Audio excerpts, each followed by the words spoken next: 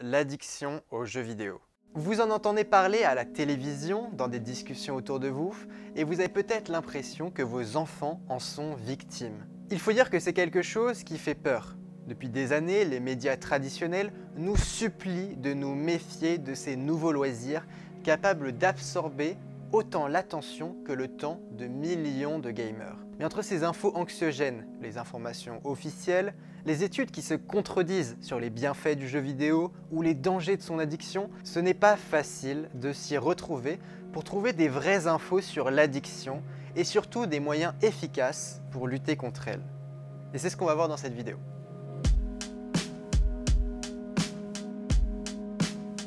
Tout d'abord, il est important de définir qu'est-ce que l'addiction aux jeux vidéo. D'après l'Organisme mondial de la santé, l'addiction aux jeux vidéo, le trouble du jeu, est caractérisée par une perte de contrôle sur cette activité. Une priorité croissante y est accordée par rapport à d'autres activités, au point que le jeu prenne le pas sur d'autres intérêts et activités quotidiennes, malgré l'apparition de conséquences négatives.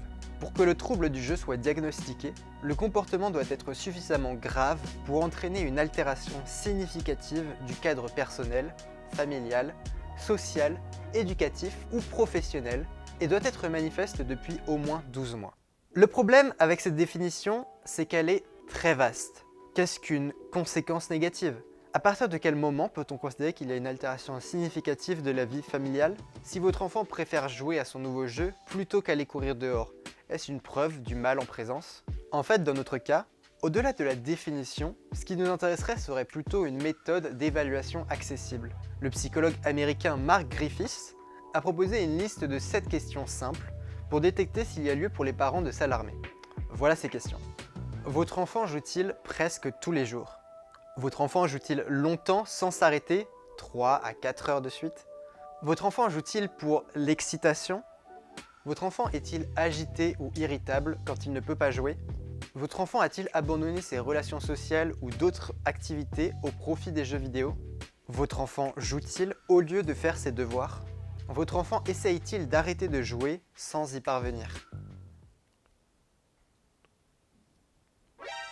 Ne vous inquiétez pas, si au moins 4 réponses sont positives, cela ne veut pas dire que votre enfant est atteint d'addiction aux jeux vidéo, mais plutôt que des solutions doivent être mises en place. Pour un vrai diagnostic du trouble de l'addiction du jeu vidéo, c'est vers un vrai spécialiste vers lequel il faut se tourner. Mais ces cas demeurent en réalité peu fréquents.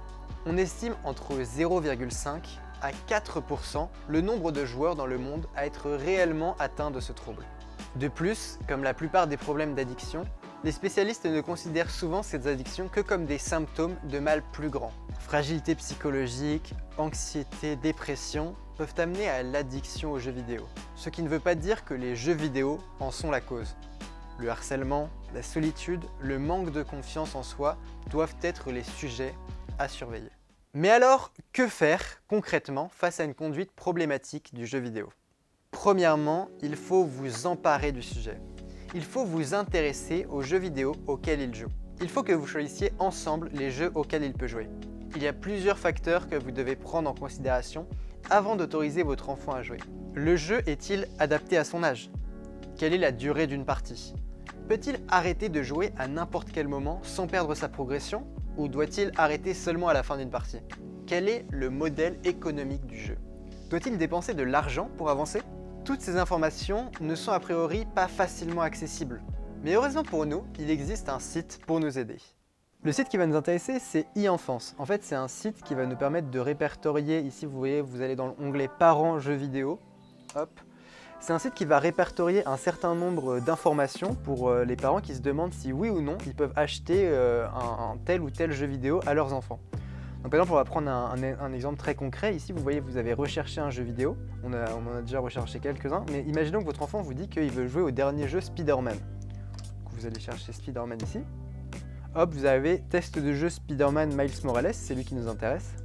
Et là, vous avez tout de suite toutes les informations pour le jeu. Donc là, vous voyez que c'est un jeu de type action. Nombre de joueurs, vous voyez que le jeu est jouable uniquement tout seul.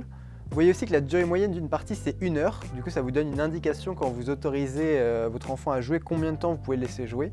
Le modèle économique payant à l'acquisition. Je ferai une vidéo un peu plus développée sur les modèles économiques, mais là, pour l'instant, payant à l'acquisition, ça veut simplement dire que si vous l'achetez une fois, votre enfant aura accès à tout le jeu.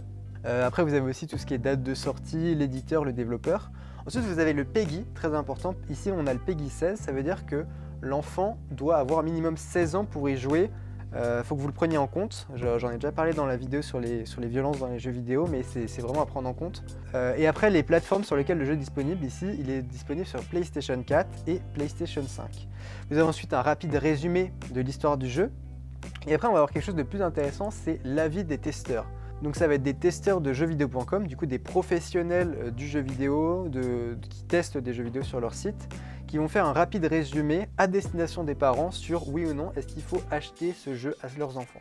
On va pas forcément le lire en entier, mais en gros vous voyez que par exemple il vous dit qu'il est classique dans sa construction et son scénario. On voit que c'est une extension efficace et très fun dans la lignée des films du Spider-Man de la PS4. Donc on peut savoir que si votre enfant est déjà fan des films Spider-Man et qu'il a plus de 16 ans bien sûr, ça peut être un jeu qui peut l'intéresser. Voilà, on voit qu'il est fun encore une fois et qu'il a un excellent gameplay, du coup ça peut être éventuellement un très bon choix de jeu. Et pareil, ça va être ça pour un petit peu tous les jeux. Vous allez avoir les infos s'il y a beaucoup de violence, vous allez savoir s'il y a des contenus sexuels, vous allez savoir si le jeu est accessible aux moins de 10 ans, etc. etc. En conclusion, c'est un très bon site quand vous cherchez un nouveau jeu à faire tester à vos enfants, ou même plus simplement si votre enfant a envie de jouer à un jeu pour que vous-même vous puissiez checker et avoir toutes les infos pertinentes avant de lui acheter. Et bien sûr, je vous mets le lien du site e-enfance dans la description. Ensuite, un autre conseil, c'est d'éviter de le laisser tout le temps s'isoler quand il joue.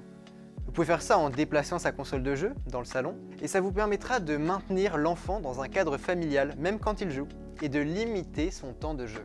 Ça vous permettra aussi de vous intéresser vous-même au jeu auquel il joue, comprendre ce qu'il trouve intéressant, ne plus voir l'enfant devant l'écran, mais découvrir le monde qu'il y voit. Vous comprendrez ainsi mieux ses réussites et partagerez ses échecs. Gardez à l'esprit qu'aujourd'hui, les spécialistes soignent souvent l'addiction aux jeux vidéo par la pratique d'autres jeux vidéo, car il est nécessaire d'apprendre aux enfants qu'il y a plus important que simplement perdre ou gagner, les méchants et les gentils. Et certains jeux vidéo de découverte, de réflexion ou d'exploration peuvent nous le permettre. Avant de passer au dernier conseil, si vous voulez nous aider à rendre cette vidéo visible pour le maximum de parents ou que vous l'avez appréciée, n'hésitez pas à mettre un j'aime sur la vidéo ou la partager et en parler autour de vous. On a aussi fait une vidéo sur la violence dans les jeux vidéo et une autre sur une liste de jeux qu'on vous encourage à faire découvrir à vos enfants. D'autres vidéos sur le sujet sont encore en préparation, alors pour ne pas les manquer, je vous encourage à vous abonner.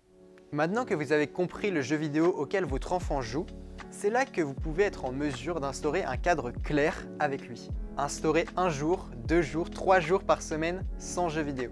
Décider à l'avance du nombre de parties qu'il peut faire selon le jeu auquel il joue et s'il peut le quitter facilement ou non. Décider à l'avance avec lui des sanctions que vous prendrez s'il ne respecte pas son temps de jeu. Bien sûr, pendant les temps où il ne joue pas, n'oubliez pas de lui proposer des activités alternatives pendant ces temps-là. Par exemple, des expériences de chimie ou des exercices pour apprendre la programmation disponibles sur evolikit.com. J'espère que cette vidéo vous a aidé à y voir plus clair et que nos conseils vous aideront. Si vous avez des questions, on sera ravis de vous aider en commentaire.